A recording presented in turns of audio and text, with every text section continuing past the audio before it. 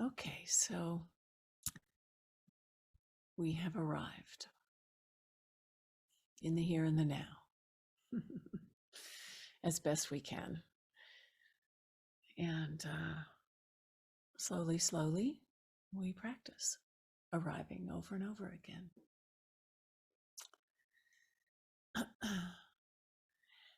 When I spoke to Elizabeth about this day, she mentioned to me the line in the opening verses that goes, "Give me the energy to live a life of no regret,"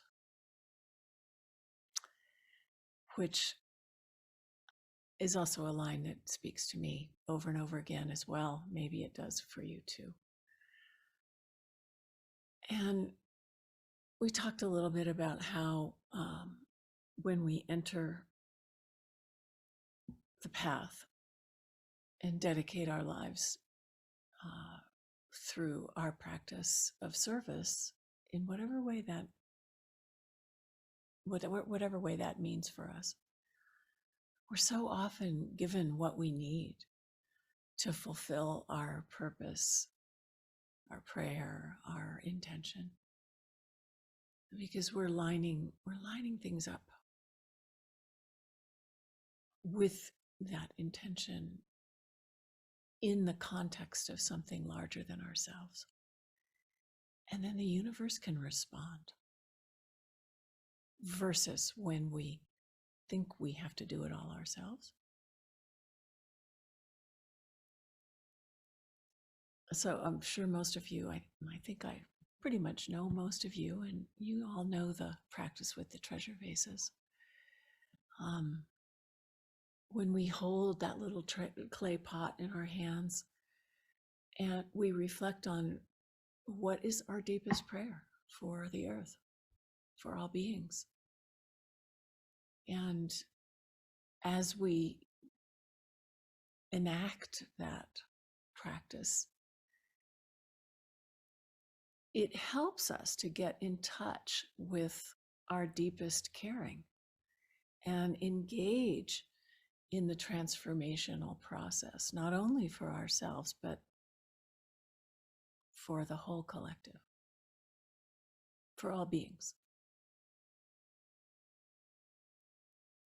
So we know that through that particular practice with the treasure vases, but it's also what's happening in a day like this. This is the invitation of a Dharma practice. The whole notion of engaged Buddhism is what I first most loved about Thich Nhat Hanh, about serving something larger than ourselves that we care about, and not just sitting in the context of our safe space, but engaging our practice somehow with this larger purpose, responding to the suffering to help alleviate it, to heal, to transform. Usually we come to the practice because of some need that we have that's not being met elsewhere. So then we start to look deeply. When the Vietnam War was going on, Thich Nhat Hanh came of age. His practice began to take root and flower. And the Order of Interbeing that he founded was born during that time. And he and his monastic friends and his lay friends, because they were both together, were catalyzed into service in a profound way during the war. As we can imagine. Well, we can only just imagine because we haven't had a life like that. But at a certain point in the midst of all of that, they had to ask themselves if they should set their meditation practice aside in order to help, or if they should focus on their meditation practice in order to be of the most benefit. And it was a conflict, what to do, how to respond. But they decided to do both. So one day a week, they stopped all that activity and activism and returned to the peace of the temple, to look deeply, to return to the noble silence, to restore their equanimity before going back out again. And as you can imagine, that was really important. In order to be of service, they had to do that. Otherwise, they would die. And many of them did. So the practice of returning over and over in this way provides protection, provides perspective that helps us to see what's worth doing and what's not worth doing, how to engage.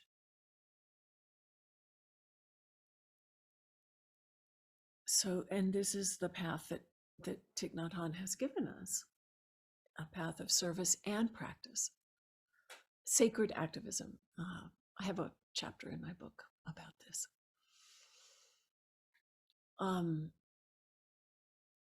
So the practice is one of engagement in transformation and awakening in the world. We're not sealing ourselves off in some cave. We are taking time out from time to time, but we're also living life fully.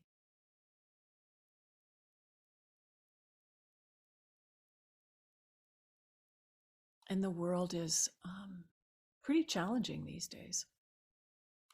So to meet the moment, we do need to take time to refresh and recover ourselves.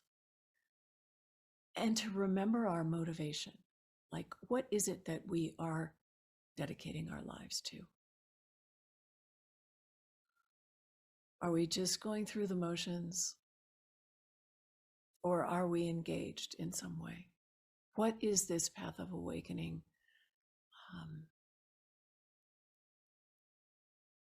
for us? What is our motivation? It's important to know that. And the practice is not to think about these things so much as it is to return over and over to the breath, setting aside the conceptual mind. This is the practice of meditation. It's not about thinking. It's not about conceptualization. It's about entering into the moment without condition.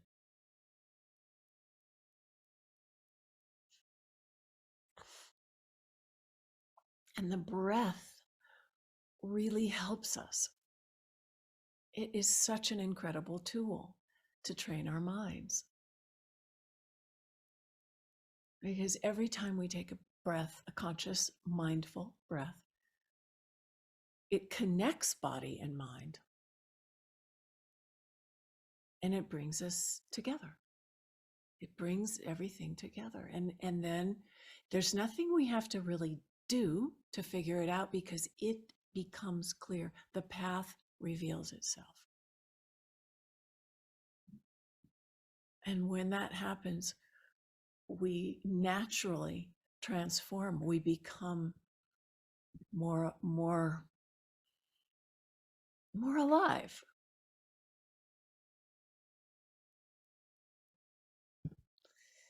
I was remembering Arundhati Roy, her famous line, "Oh, another world is possible."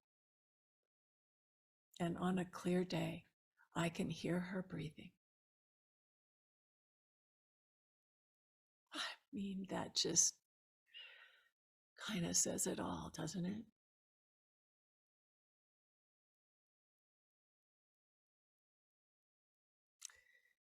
So, for something new to happen, for that transformation to occur, we need to stop.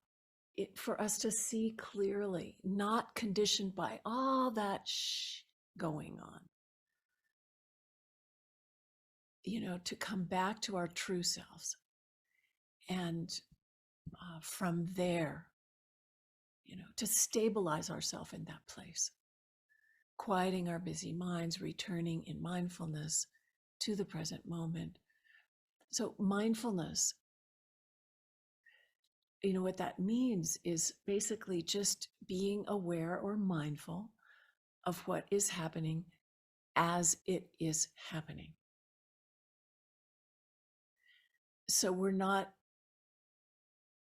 ahead of ourselves, anticipating something in the future, and we're not in the past regretting often something that happened in the past or trying to, work it all out.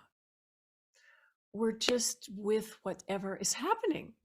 So maybe it's eating or drinking or sitting or walking or talking or listening.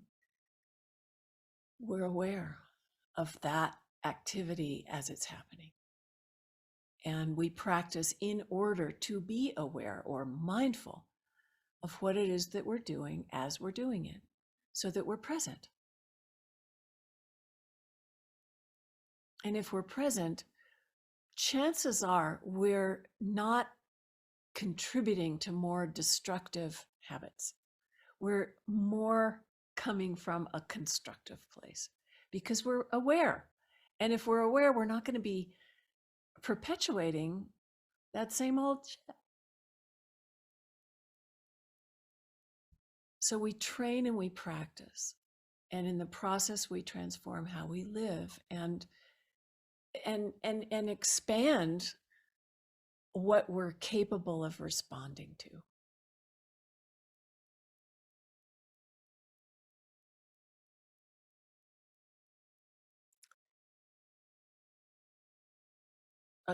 Responding from a place of calm abiding, that peace within where the clarity resides. It's really hard to see when we're all caught up.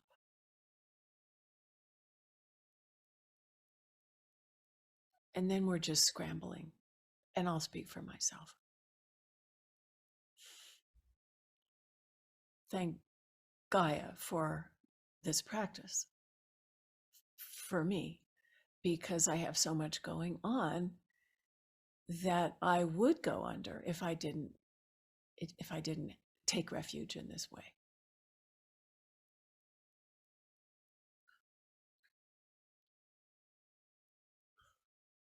So the breath is the thread that connects us to this kind of clarity and insight, this knowing. It's an anchor for the busy mind. And this non-conceptual awareness is always there.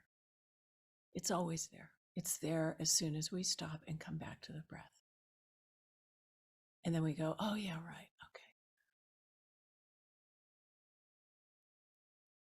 And the breath connects us to her, to Gaia, to life, to our deep caring for what's important.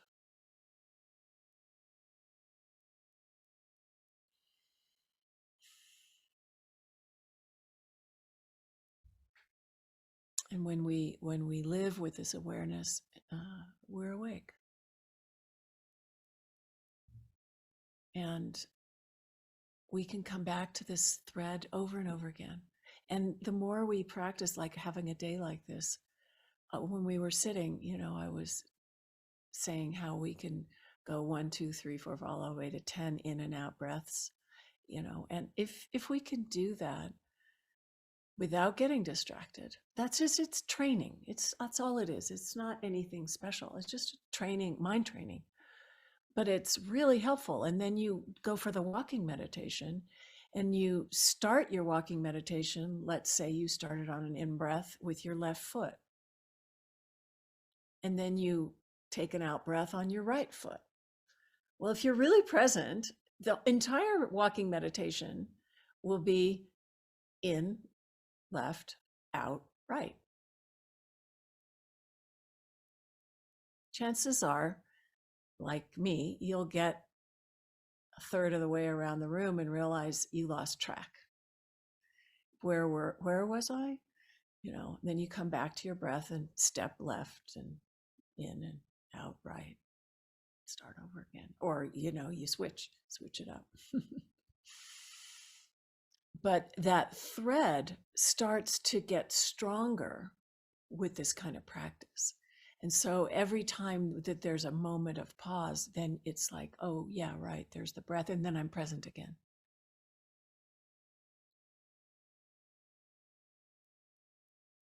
And this is one really, really good way of calming our reactive emotions. They become much less reactive when we have this anchor.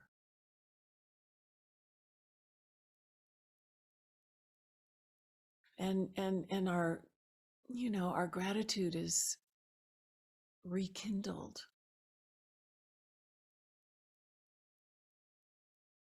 We can suddenly, it's like the blue sky. We notice how pretty the day is, or we hear the birds singing that we couldn't even hear before. So we say, give me the energy to live a life of no regret. That's the energy, that prana is the blessing. And that's what we mean when we say, give me the energy. It's like, bless me so that I may live a life of no regret. It takes years, I would say, for me, maybe for you, Elizabeth, to really hear those words and to receive them. And so we recite things as a way to practice, to train, to transform, to reprogram the unconscious patterns that don't really serve ourselves or others. We recite verses and we recite poems or liturgies, sadhanas, songs, prayers, and we learn that way. And sometimes we take vows to help us remember to stay on the path. That's all. If it's helpful, sometimes it can be very helpful. But because we're human, we are prone to make mistakes and to fall off the path or off the wagon. We're fallible. We're prone to suffering. That's how we learn. So it doesn't help to beat ourselves up and make a big deal. It's like, okay, got another lesson. That's what life is about.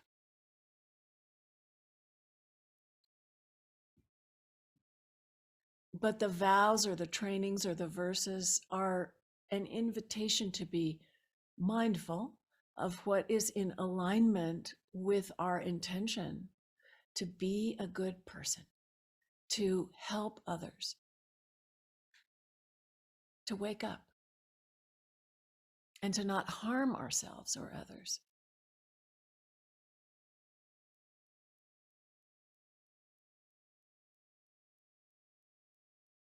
The roots of the precepts or the mindfulness trainings are simple. As a monastic or a lay person in the order at the time of the Buddha, they recognized that they needed to protect their practice of transformation and awakening. That's all. And that killing and lying and stealing and sexual misconduct and drinking alcohol and eating meat and stuff, those were not helping. They were not helping to create the conditions for safety and deep transformation. So, that's where they came from. But they're not commandments. They're not commandments.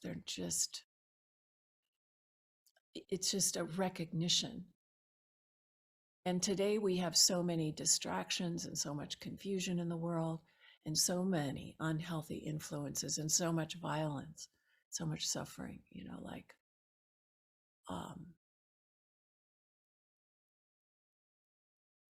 these precepts or trainings can be helpful to meet the times and stay on the path.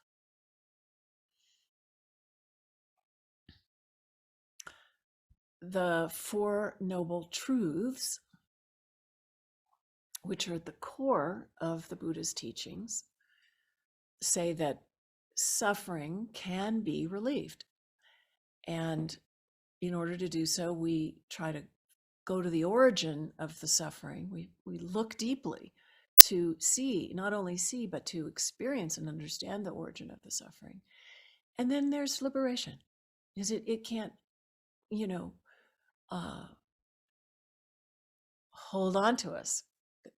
And the path of practice is the path that leads to the end of suffering.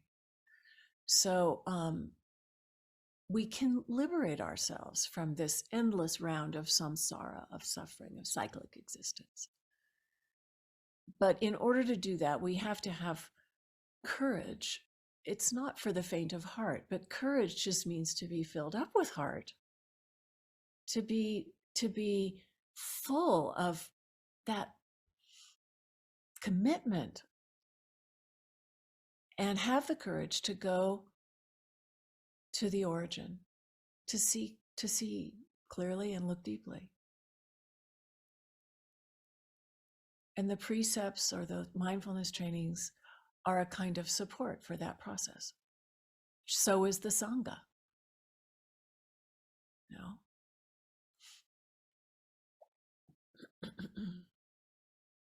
Because it isn't easy, this process.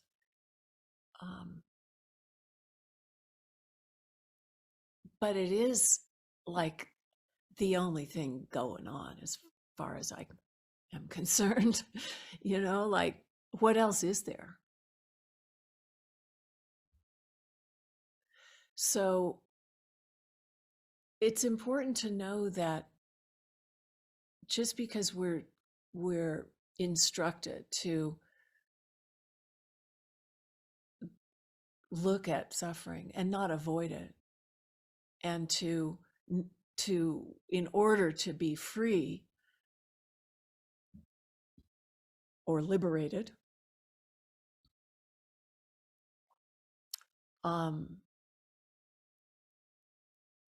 we have to know where it's coming from. We have to understand it. But that's not to create more suffering. Just by paying attention to it and focusing on it is not going to create more suffering. In fact, the opposite. To look deeply at suffering and follow the thread all the way to its origin is the path of liberation. But mostly we want to avoid it. And if we're not going to avoid it, and we know it's challenging to look at the face of suffering in ourselves, in others, in the world, we can't do it unless we smell the rose on the way to the compost unless we express our love and gratitude, unless we notice the blue sky and take another breath and find our joy. Because if we don't, we probably won't continue. It's too much. So the joy is really important too. The beauty, the joy, the love. To live a life of no regret.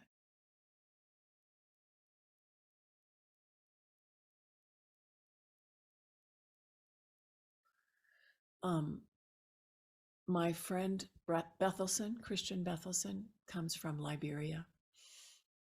And I took a treasure vase there and have a whole big, long history with him and his people. And he had to really reckon with regret.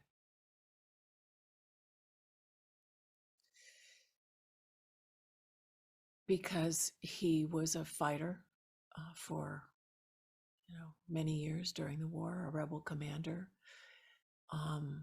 And he experienced a lot of violence and inflicted a lot of violence. And when when he met Thich Nhat Hanh and went to Plum Village and started practicing with me, he had to come to terms with all of that. And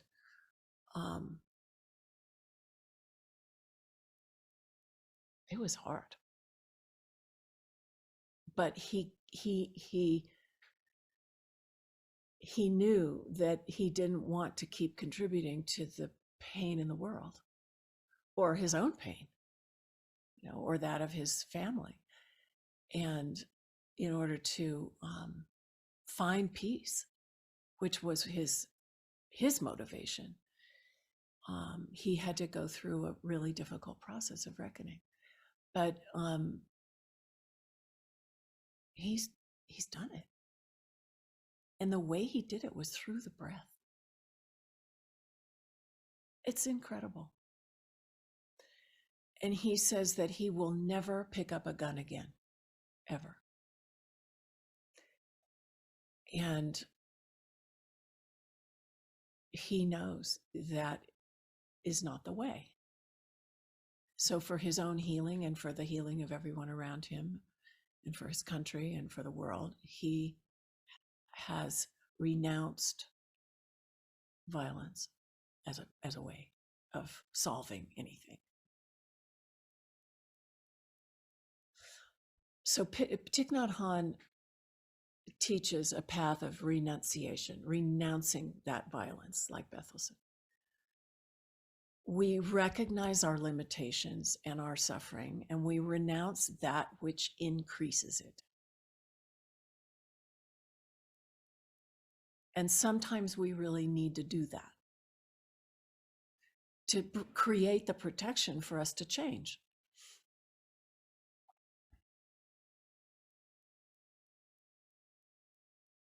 And like, one example would be stopping drinking.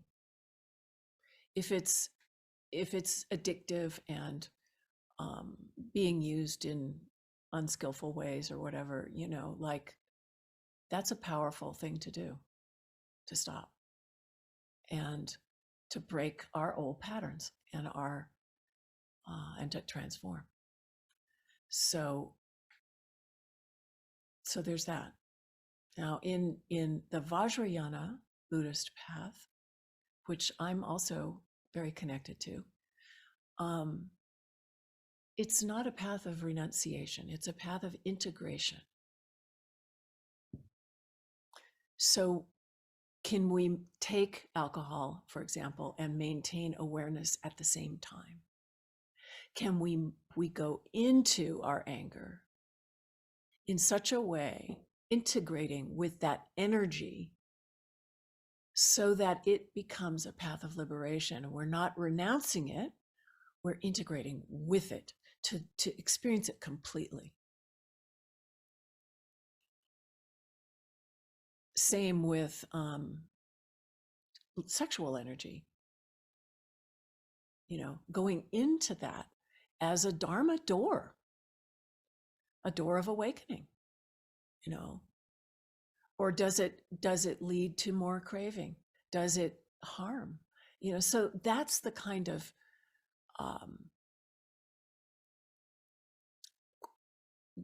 the kinds of questions that we need to ask ourselves. Like what is my condition? What would be helpful here and what might not? It's very easy to deceive ourselves into thinking we're really liberated and free and we can do all these things because we've practiced a long time, or we have all this insight, or whatever. But sometimes we need that protection,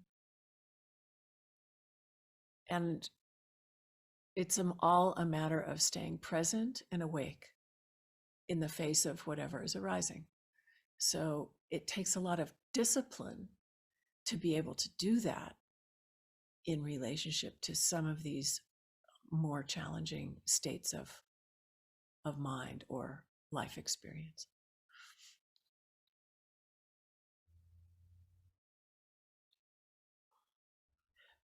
For myself, I have been walking both of those paths. And at a certain point, it was kind of confusing. Like, should I choose one? Sort of like Thich Nhat Hanh and his community in the war. Do I have to choose one way? And I felt as if they were both valid, and that one without the other wasn't whole. And I asked Thich Nhat Hanh about this one time, and that's when he said to me that in this tradition of mindfulness, coming out of the order of interbeing, that this should be an open way Sangha. That we're not saying one or the other, or this is it, like in a fundamentalist way. We need to be like this, and this is the only way. No, this is the open way. This is the open way.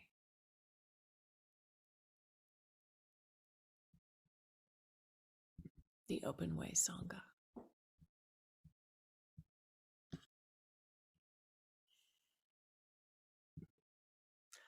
Is it okay if I keep going a little bit longer? Okay, thanks. Because I kind of had a lot I wanted to bring out today, and I'm aware time is precious. So let me just catch up here. I love this open way Sangha notion, and that we need to, as Thich Nhat Hanh told me at that time, we need to learn from all of our teachers. And there are, as we say in Buddhism, there's 84,000 Dharma doors, meaning there's so many ways that we can practice, that we can enter the path. And each of us has to find our own way. There's not one way. And there's a couple of the original precepts, which are now called mindfulness trainings. They were much simpler back in the day when he first got started. But there were a couple of them that really got my attention, and I want to share them because I think they're so powerful, and they're inside the Five Mindfulness Trainings. But these were from the 14 precepts, and these are the ones that are deeply connected to the order of interbeing. So the first precept that I learned was, do not be idolatrous about or bound to any doctrine, theory, or ideology, even Buddhist ones. Buddhist systems of thought are guiding means. They are not absolute truth. Number one. Number two, do not think the knowledge you presently possess is changeless absolute truth.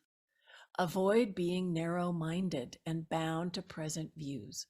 Learn and practice non-attachment from views in order to be open to receive others' viewpoints. Truth is found in life and not merely in conceptual knowledge. Be ready to learn throughout your entire life and to observe reality in yourself and in the world at all times.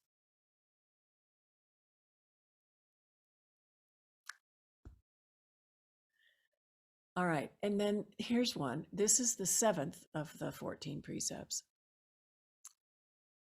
Do not lose yourself in dispersion and in your surroundings. Practice mindful breathing to come back to what is happening in the present moment. Be in touch with what is wondrous, refreshing, and healing, both inside and around you. Plant seeds of joy, peace, and understanding in yourself in order to facilitate the work of transformation in the depths of your consciousness.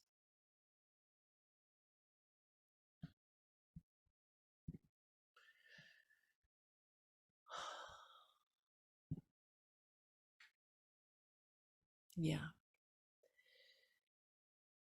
So for me, and maybe for us, this is the ground. This is what we're about, right?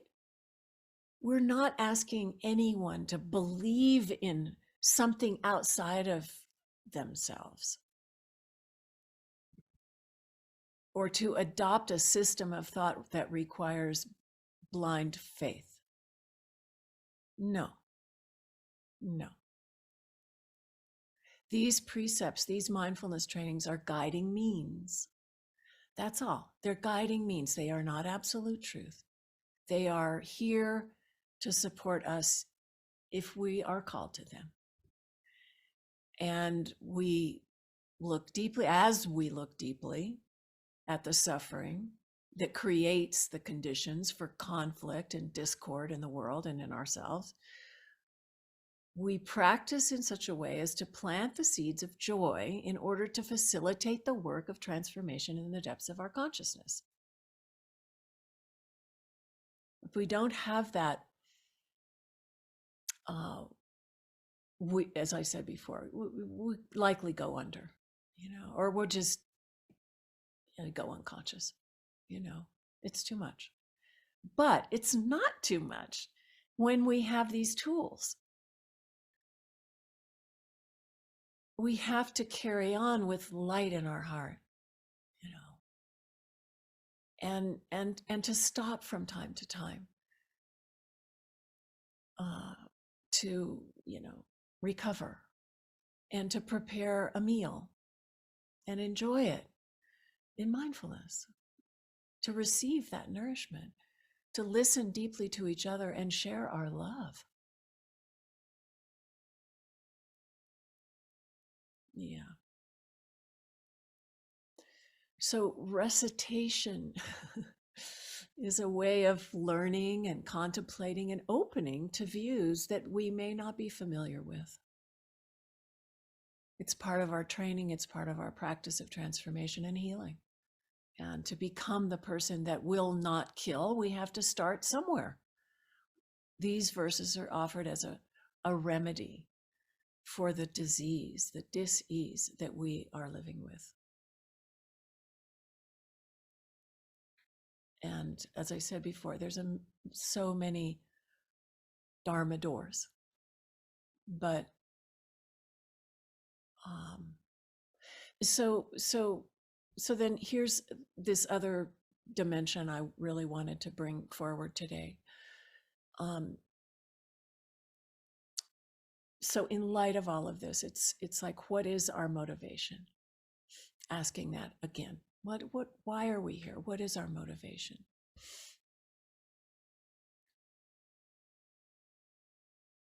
And if we have committed to this path in service to healing and liberation and awakening for ourselves and all beings, then we're on the path of the bodhisattva. And our motivation is what we call bodhicitta.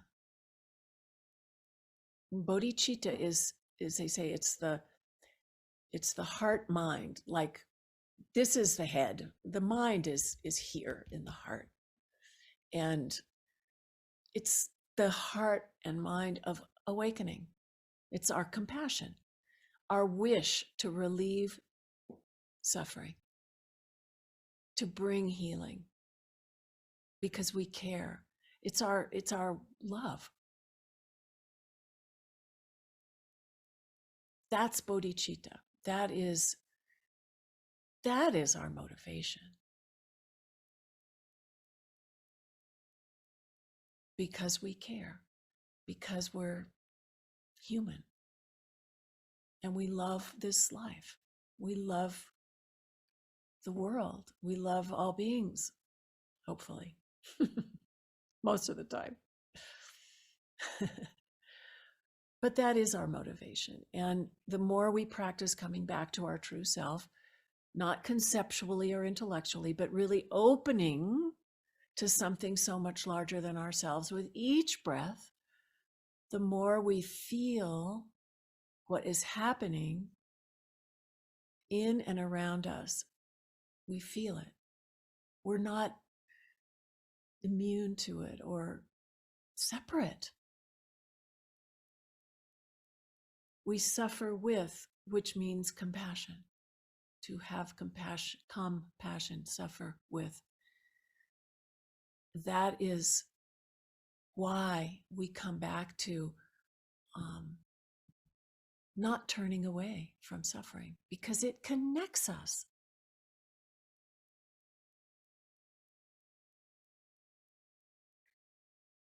So we've entered the path of the Bodhisattva, which is the heroine's journey, right?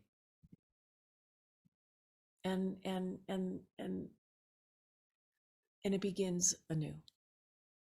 The purpose of our life. We engage with life, not our idea about life, but we go beyond theory into living the practice, getting off the cushion and into the world, so to speak.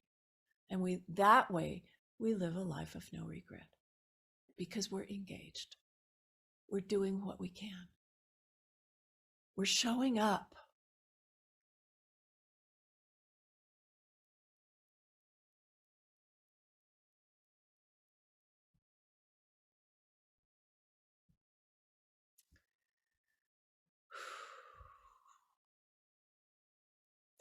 So Thich Nhat Hanh gave us also, in addition to some of these things we've already been talking about, he gave us these gathas.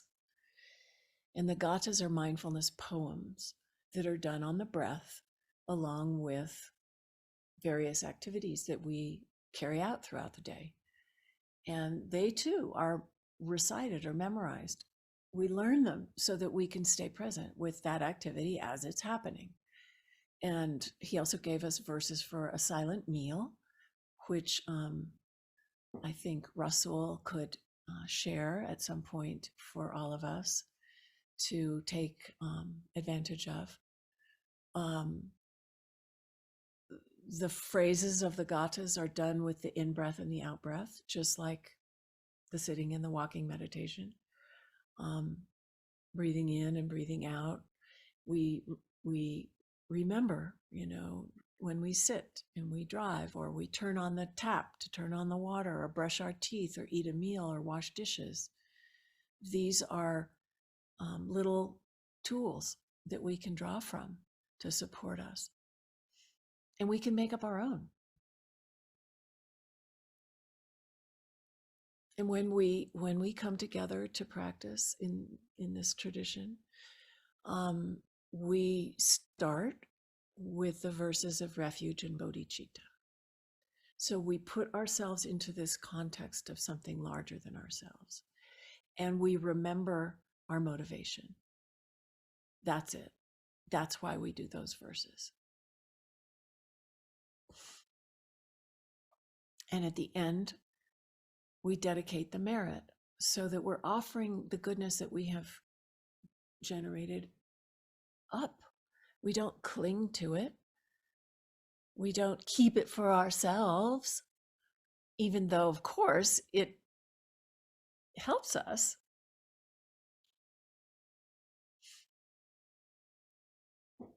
but we contributed. We contributed to the field of all things,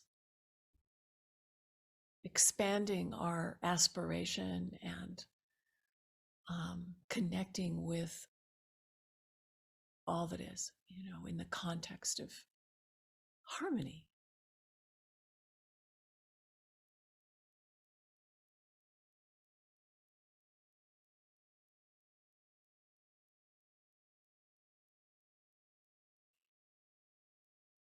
So there's a lot of holy ones who have gone before us.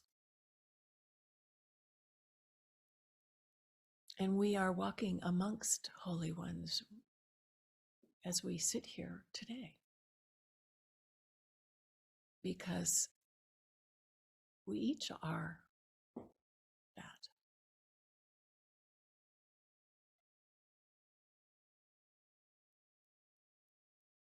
And we know that deep inside, somewhere is that Buddha nature, that seed of awakening. It's not out there, it's in here. We all have this. It's our true nature. And we just simply practice to peel back the layers to access it.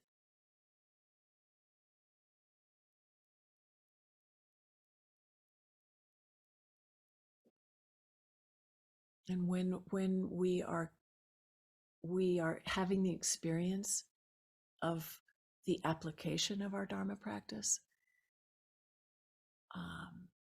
that our innate wisdom and understanding is bearing fruit, and we're able to respond, and we recognize the transformation, that's when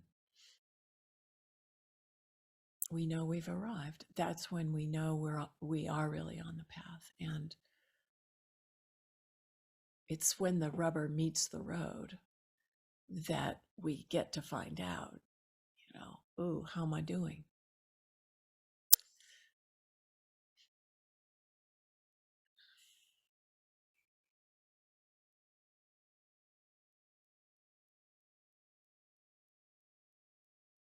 So for Thich Nhat Hanh's title of one of his books is For a Future to Be Possible. For this future to be possible, to arrive at real peace, real engagement, and the experience of interbeing, we stop. We start by stopping. I take another breath. Return to the present moment. The refuge of our own courageous heart and this community that practices together. And we hold each other in the context of our best selves. And we also hold each other when we fall down. We don't walk away.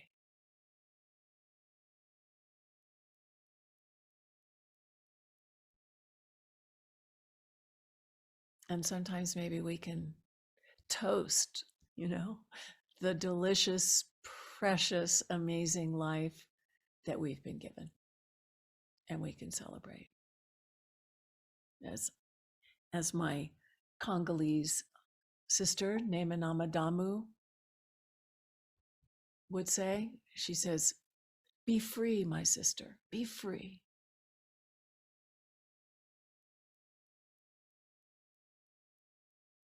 So let's do that. That's why we're here.